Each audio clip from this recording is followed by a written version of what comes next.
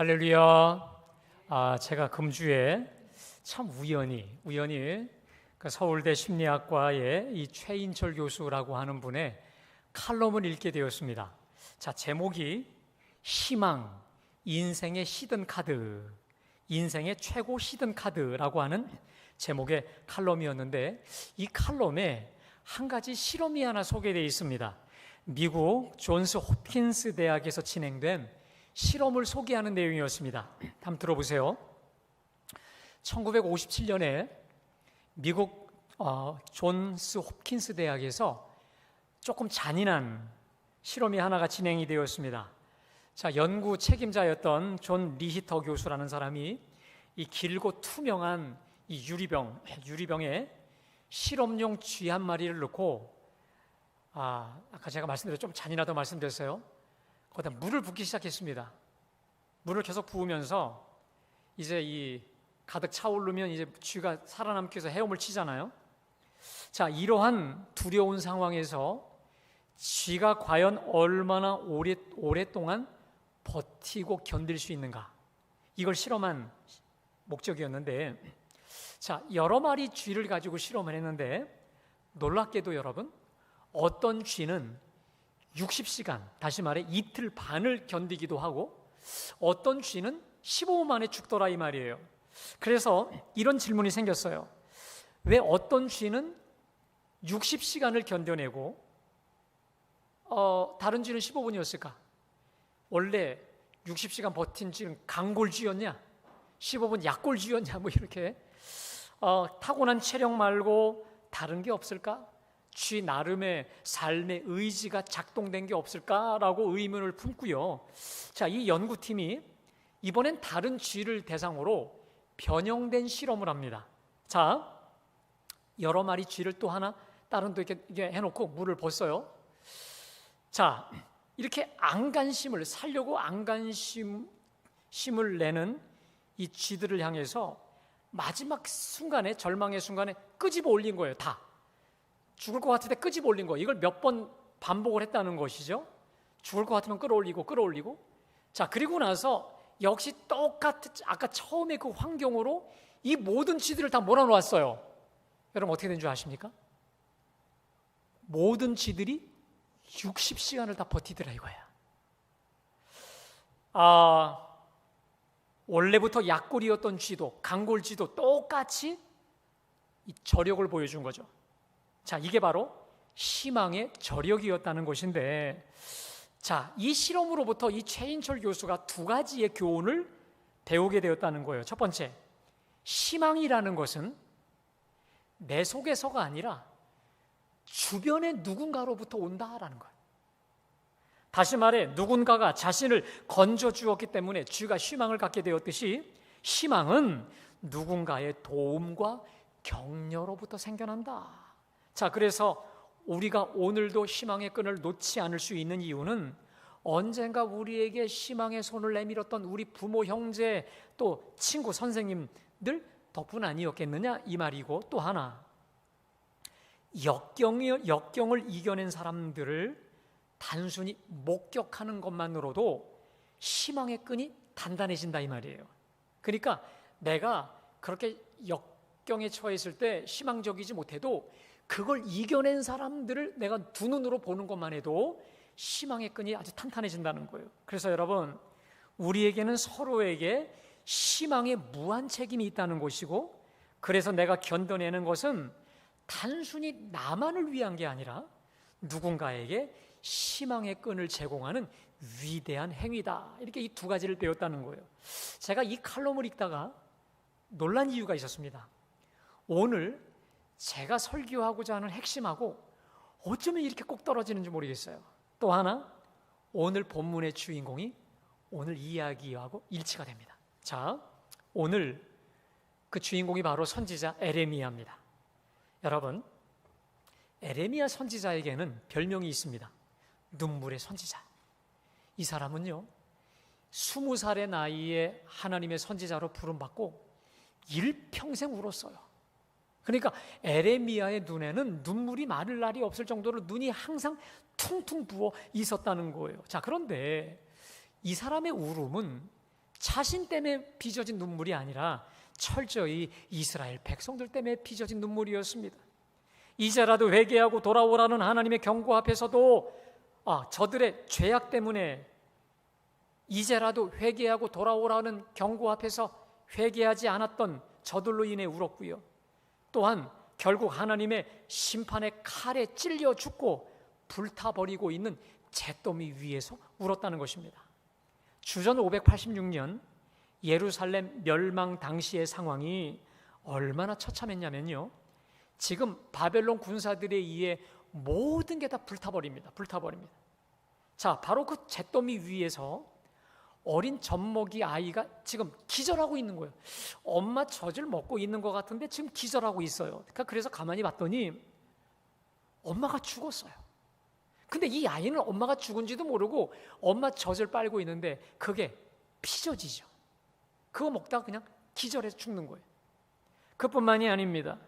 솔로몬이 13년 동안 지은 왕궁과 7년 동안 지은 성전이 모조리 불에 타버려요. 그리고 그 불타는 그 건물 속에 죽임을 당한 사람들의 시신이 지금 계속 불타버리고 있는 거예요. 지금 온 예루살렘이 무너졌고 불타 잿더미가 되고 그냥 다 황폐해 버린 것이죠. 자, 결국 이렇게 참담한 광경을 지켜보고 있는 에레미야가 자기 스스로에게 이런 결론을 내립니다. 18절입니다. 스스로 이르기를 나의 심과 여호와께 대한 내 소망이 끊어졌다 하였도다. 여러분, 지금 보니까요, 나의 심과 여호와께 대한 나의 소망이 끊어졌다, 이런 겁니다. 나에 대해서 소망이 끊어진 거, 이것까지는 이해되는데 지금 가장 심각한 게 뭘까요? 하나님을 향한 어떠한 희망도 사라져버렸다라는 거예요. 여러분, 지금 에레미야가 위기 중에 위기인 게 가장 최고의 위기인 이유가 있습니다. 그것은요, 자기 자신을 향해 절망할 수 있어요. 또 다른 타인 때문에 절망할 수도 있는데 지금 이 사람이 누구를 향해 절망하고 있냐면 소망의 근원이 되신, 우리 희망의 출발이 되신 하나님을 향해 지금 소망이 끊어져 버린 거예요. 다시 말해 하나님께 두었던 마지막 희망조차 사라져 버린 것입니다. 자, 그 이유가 있습니다. 물론 여러분, 에레미야가 이 예루살렘이 멸망하기 전에 줄곧 끊임없이 외쳤던 예언이 뭡니까? 너희가 회개하지 않으면 하나님이 심판하신다. 이제라도 회개하고 돌아오라는 거예요. 자, 근데 그들이 회개하지 않고 주님께 돌아오지 않아요. 끝내 돌이키지 않자 하나님이 저들의 심판을 내리시는데, 에레미야가 그렇게 심판을 외쳤지만 하나님이 이렇게까지 심판하실 줄은 몰랐던 거예요. 그래도 하나님, 우리가 선민이잖아요. 하나님으로부터 특별히 선택받은 하나님의 사람들인데 이렇게까지 진멸, 눈에 하나도 살아남는 자가 없을 정도로 모조리 심판, 진면하실 줄은 몰랐던 거예요.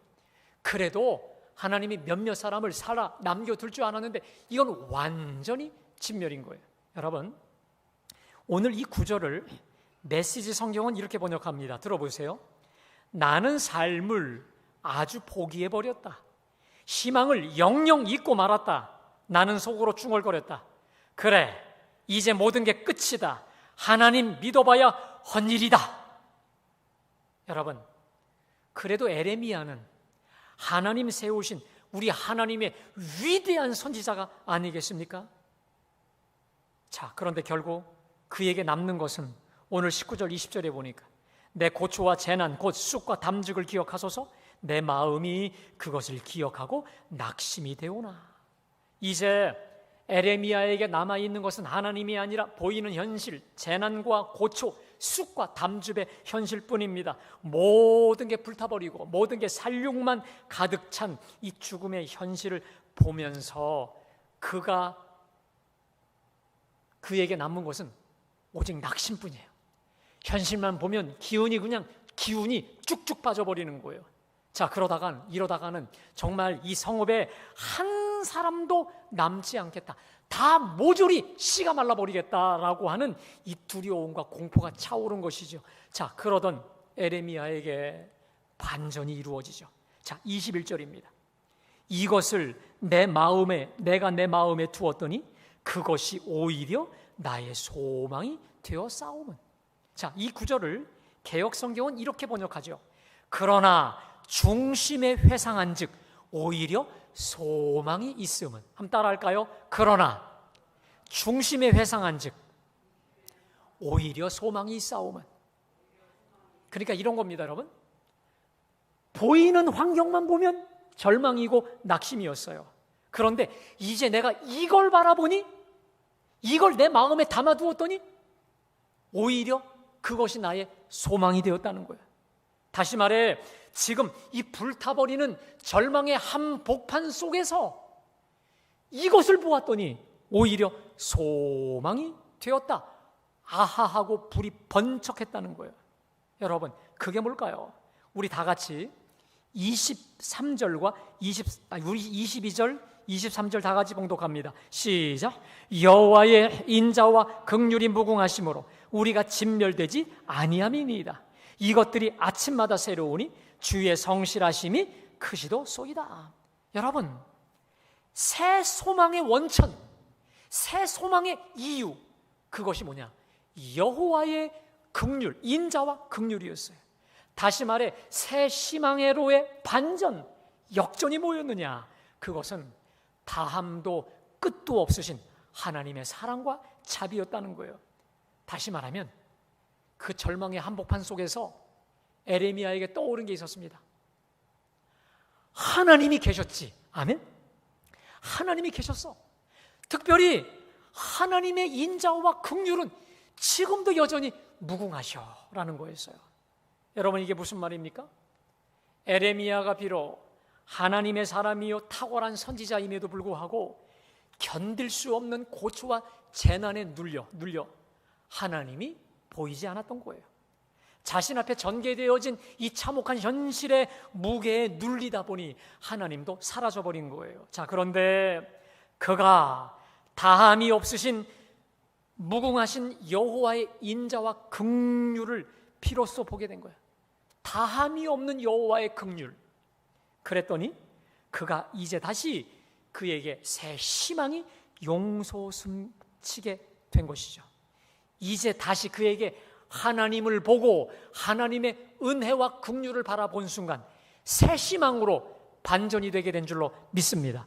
자, 그러면 구체적으로 지금 이 완벽한 폐허 속에서 대체 에레미야에게 무슨 일이 벌어진 걸까요? 여러분, 아까 말씀드렸지만 에레미야가 생각할 때 이제 다 끝나는 줄 알았어요. 다 씨가 말라버리는 줄 알았어요. 자, 그렇게 절망의 밤을 울고 또 울고 그 다음 날을 맞았는데 놀라운 광경이 연출이 됩니다. 에레미야가 봤을 때 분명히 저 어린아이가 엄마 피젖을 빨고 기절하다 죽은 줄로 알았어요. 근데 그 다음 날 보니까 이 아이가 살아난 거예요. 자, 그리고 지금 절망의 잿더미 속에 수많은 사람이 다 불타 죽는 줄 알았는데 그 화염 와중에 한두 사람씩 일어나는 거, 털고 일어나는 거예요. 인간적으로는 도저히 불가능한 이 기적을 보며 순간 툭 튀어나온 번쩍 들은 에레미야의 생각이 있습니다. 그게 뭘까?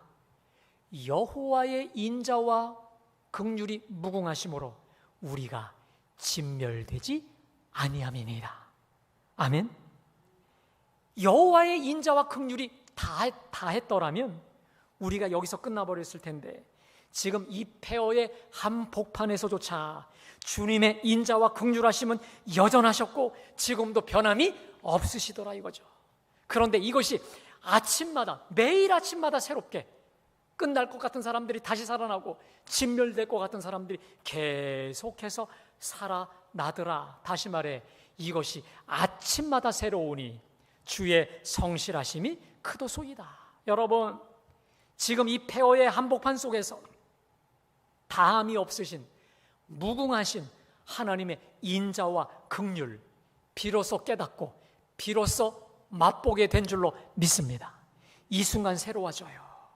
바로 직전까지만 해도 주님께 대한 나의 소망이 완전히 끊어졌어요. 고초와 재난, 현실의 쑥과 담즙만으로 그것만 보면 낙심이었는데 지금 이 재난의 한복판 속에서 하나님을 보고 다함이 없으신 주님의 은혜와 긍휼을 보는 순간 모든 게 새로워집니다. 여러분, 두 가지로 새로워져요. 하나는 이제부터 여호와 하나님만을 전폭적으로 붙잡고 의지하기로 결심합니다. 또 하나, 지금 자신의 현실을 하나님의 눈으로, 하나님의 시각으로 전혀 새롭게 보게 된 겁니다. 여러분, 그런 의미에서 우리 다 같이 24절의 말씀 다 같이 봉독합니다. 시작. 이르기를 여호와는 나의 기업이시니 그러므로 내가 그를 바라리라. 따라합시다. 여호와는 나의 기업이시라. 여러분, 이 기업이라는 말은요, 원래 가나안 땅을 정복하고 난 뒤에 하나님께서 이스라엘 백성들에게 나누어 준 땅이었습니다. 그들 삶의 터전이고 기반이었고 거기서 모든 게 이루어지는 저들 삶의 전부였습니다. 그러니까 여호와가 나의 기업이라는 말은 여호와가 나의 전 재산이요 나의 전부라는 말입니다. 자, 이를 두고 표준 세번역은 이렇게 말합니다. 주는 내가 가진 모든 것, 그러하기에 주께 내 희망을 건다. 여러분, 주님이 내가 가진 전 재산이기에 주님께 내 모든 희망을 건다는 거예요. 여러분, 제가 살아보니까요, 사람은 변하더라고요.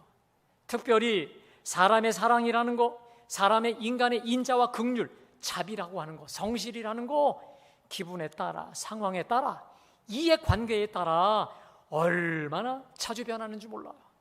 조변석계 하는 사람에게 그래서 소망을 두면 날마다 흔들리고 불안할 수밖에 없습니다. 그러나 여러분, 한결같으신 우리 하나님의 인자, 우리 하나님의 인자하심은 한결같으신 줄로 믿습니다.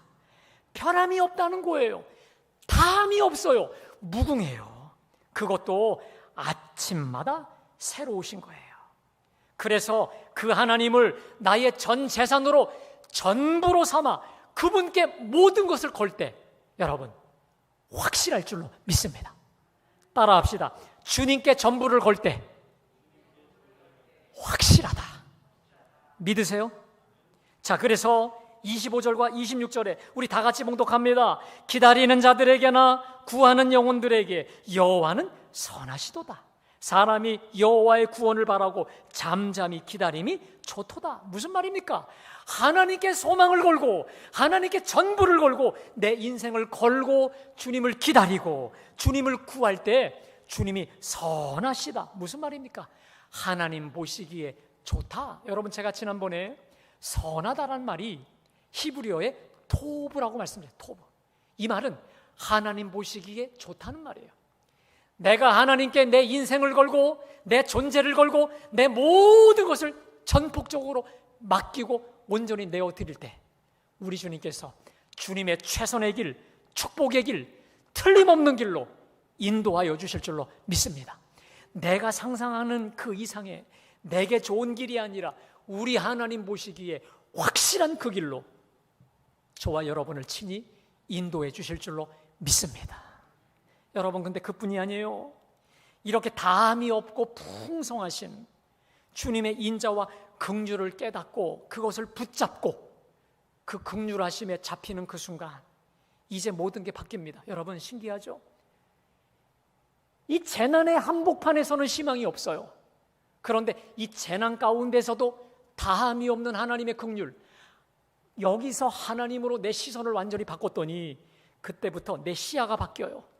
다시 말해, 지금의 현실을 내 눈, 인간적인 눈이 아니라 하나님의 눈으로, 하나님의 시각으로 이제 비로소 보게 되는 겁니다. 그게 바로 27절에서 33절까지 말씀인데, 여러분, 우리 27절 말씀 한번 다 같이 봉독합니다. 시작.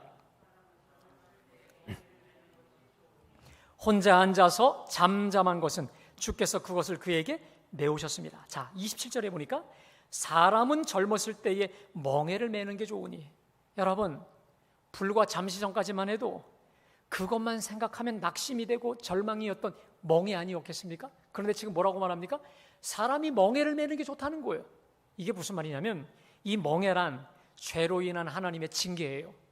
하나님의 죄로 인한 징계일수록 빨리 맞을수록 좋다는 거예요. 젊을 때 맞을수록 좋고 빨리 깨달을수록 좋다라는 거예요. 그뿐만이 아닙니다. 거기 30절에 보니까 자기를 치는 자에게 뺨을 돌려대어 치욕으로 배불릴지어다. 지금 나를 괴롭히는 그 징계의 현실, 고통의 현실, 그냥 과감히 그냥 맞이하라는 거예요. 피하지 말라는 거예요. 자기를 치는 자에게 뺨을 돌려대어 치욕으로 배불릴지어다. 현실을 피하지 말고 받아들이라는 거예요. 그뿐만이 아닙니다. 33절 띄워주실까요? 우리 다 같이 봉독합니다. 33절입니다. 주께서 인생으로 고생하게 하시며 근심하게 하심은 본심이 아니시로다. 우리가 지금 고통의 징계를 받지만 하나님의 뜻은 이게 아니라는 거예요. 하나님의 본심은 때리고 징계하고 혼내는 게 아니라는 거예요. 어떻게 해서든 돌이키고 회개하고 바른 길 가는 거예요. 정결한 사람 정화시키고 하나님의 거룩한 자로 세우는 게 목적이지, 이 징계가 하나님의 본심이 아니다. 하나님의 마음까지도 통달하게 된 것이죠. 여러분, 사실 제가 오늘 이 말씀을 준비하면서 우리 주님이 제 마음에 계속해서 울림을 주는 구절이 있었습니다. 바로 22절에 여호와의 인자와 긍휼이 무궁하심으로 우리가 진멸하지 아니함이리다. 한번 따라 하실까요? 여호와의 인자와 긍휼이 무궁하심으로 우리가 진멸되지 아니함이다. 자, 다시 말하면 우리 하나님의 사랑과 자비가 다함이 없으니, 다시 말해 한도 끝도 없으니 두려워하지 말라, 망하지 않는다는 거 아니겠습니까? 여러분, 사람들은 보통요 이런 말 많이 하죠.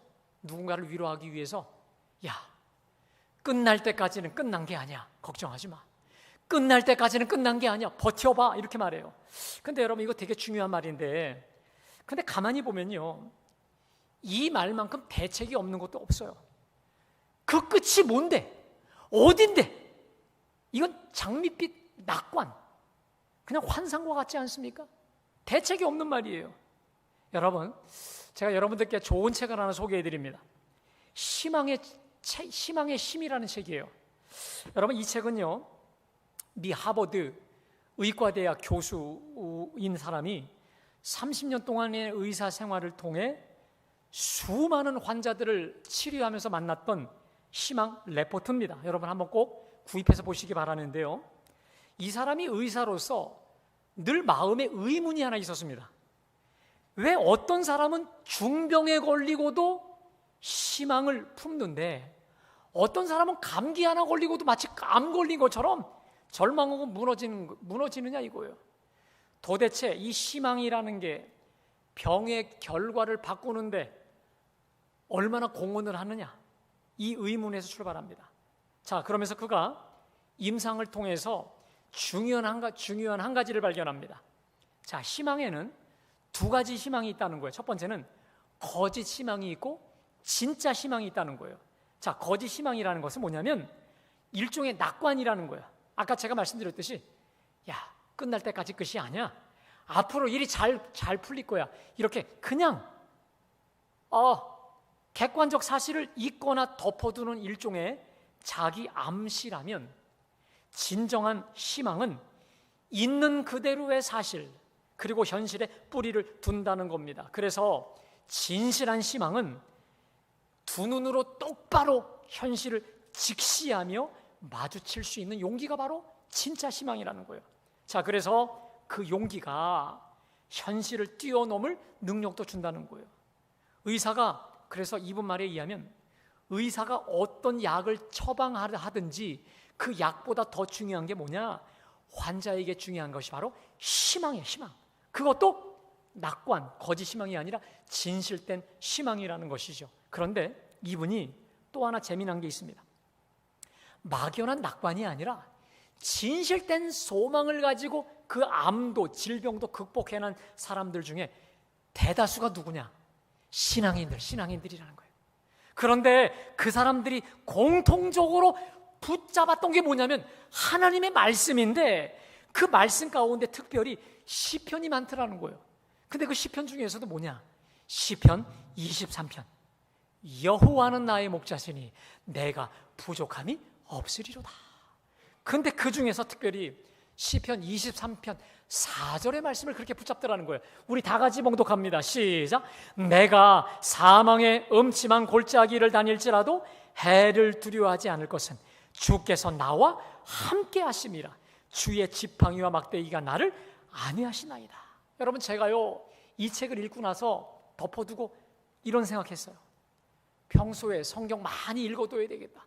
그리고 평소에 성경 많이 암송해야 되겠다라는 생각을 하게 되었습니다. 여러분, 주의 말씀은 내 발의 등이요 내 길의 빛이라 말씀하셨기 때문에 어두움 속에 우리 하나님 말씀의 진리는 더더욱 빛을 발하게 될 줄로 믿습니다.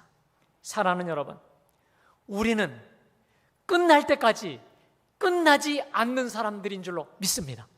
여러분, 그 이유가 있습니다.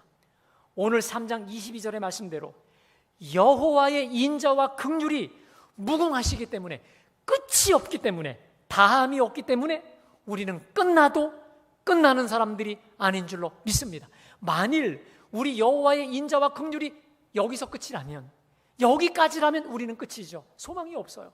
그런데 하나님의 인자와 긍휼은 무궁하다는 거예요. 믿으세요? 여호와의 사랑과 자비는 무궁하다는 거예요. 끝이 없어요. 한계와 다함이 없기 때문에 우리는 주님의 그 인자하심을 붙잡을 때 우리는 끝까지 다시 일어서게 될 줄로 믿습니다. 진멸되지 않아요. 무너지지 않아요. 다함이 없는 인자와 긍휼하심을 붙잡고 우리는 언제 어디서든 일어서게 될 줄로 믿습니다. 오늘 에레미야를 보세요.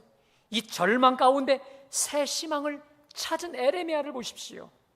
오늘 저 에레미야의 역전의 드라마가 오늘 예배하는 저와 여러분들 속에 현실이 되고 실제가 되시기를 주님의 이름으로 간절히 축원합니다. 여러분, 그 비결이 뭘까요? 여러분에게 좋은 비결을 하나 알려드립니다. 제가 삶에서 입증하고 있는 것입니다. 그리고 우리 믿음의 사람들이 삶 속에서 입증하고 있는 것인데, 오늘 이 말씀을 기반으로 만들어진 이 찬양으로 우리 아침을 깨우는 것입니다. 여러분, 그래서 오늘 결단 찬양을 이 찬양으로 우리 부르기 원하는데, 자, 주의 인자는 끝이 없고 주의 자비는 무궁하며, 우리 한번 다 같이 불러보겠습니다.